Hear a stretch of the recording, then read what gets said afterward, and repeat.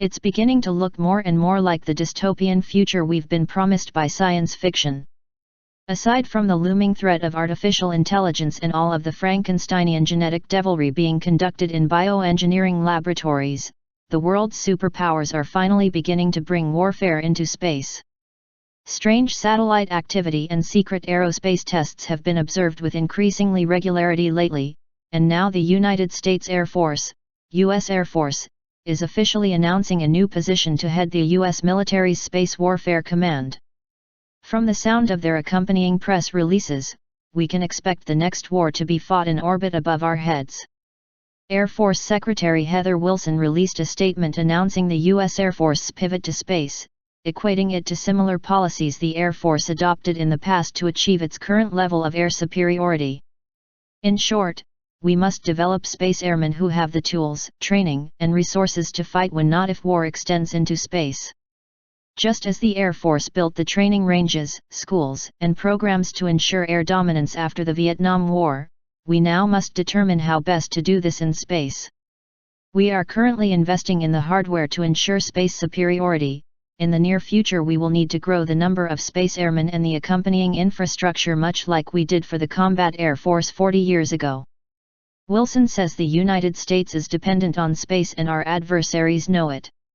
We must organize and train forces to be able to prevail in any future conflict which could extend into space. While many of us likely imagine scenes from Moonraker or Battlestar Galactica, reboot of course, the reality is that much of this warfare will likely be unmanned and conducted between satellites. Of course, with rumors of new orbital weaponry being developed, who knows? Part of the new preparations for space combat is the creation of a new position called the Deputy Chief of Staff for Space Operations. In a U.S. Air Force press release announcing the new post, Air Force Chief of Staff General David Goldfein says the Deputy Chief of Staff for Space Operations will enable space-based decisions to be made independently of other Air Force operations, ensuring short response times on the soon-to-be battlefield that is space. A new 3-star Deputy Chief of Staff for Space will increase decision-making speed and help ensure freedom from attack and freedom to maneuver. The Air Force culture evolved to own the skies and is now best postured to lead space into this information age and prepare our people and systems to achieve space superiority so the warfighter has what's required to win. That post will be headed by be responsible for advocating for the Air Force's space operations, and massive budget, no doubt, and will meet the demands of a warfighting domain. Most likely, that means a lot of cabinet-level meetings in Washington.